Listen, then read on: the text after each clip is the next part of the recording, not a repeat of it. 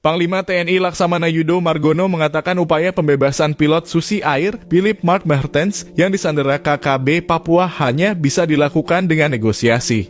Dikatakannya opsi negosiasi jauh lebih baik ketimbang opsi penyerangan. Karena jika opsi kedua ini dilakukan, maka efek yang ditimbulkan akan jauh lebih besar. Bahkan opsi itu akan mendatangkan dampak yang lebih luas bagi masyarakat dan daerah. Laksamana TNI Yudo Margono mengatakan itu merespon sorotan berbagai pihak yang mempertanyakan sikap TNI Polri dalam membungkam kelompok warga sipil bersenjata yang tak beradab itu. Dia menyebutkan bahwa sampai saat ini pemerintah masih terus berusaha untuk melakukan negosiasi. Komunikasi-komunikasi dengan kelompok separatis teroris itu juga terus dibangun sehingga bisa tercapai kesepakatan tentang pembebasan tawanan tersebut.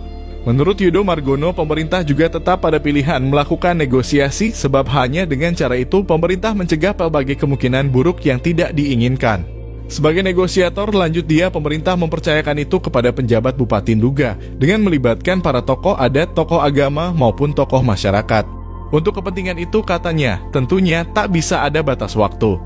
Karena yang namanya negosiasi senantiasa butuh keterlibatan banyak pihak. Selain keamanan masyarakat juga tercipta, lanjut Panglima TNI, masyarakat juga tetap beraktivitas seperti biasa.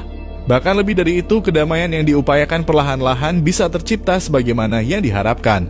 Akan tetapi katanya kalau pemerintah memilih opsi sebaliknya, yakni menyerang atau menggempur KKB Papua, maka dampak yang ditimbulkan akan sangat besar.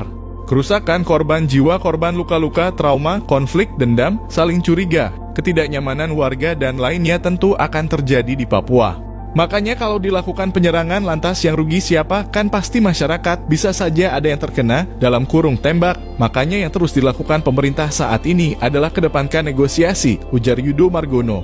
Dia juga menyebutkan bahwa untuk kepentingan negosiasi, penjabat Bupati Nduga sudah menyatakan sanggup. Penjabat Bupati Nduga sanggup melakukan itu. Artinya negosiasi merupakan pilihan yang paling tepat untuk mengakhiri kasus penyanderaan pilot berkewarganegaraan Selandia Baru itu, kata Yudo Margono di Balai Sudirman, Jakarta, Jumat 21 Juli 2023. Yudo juga mengingatkan bahwa upaya negosiasi itu tidaklah mudah.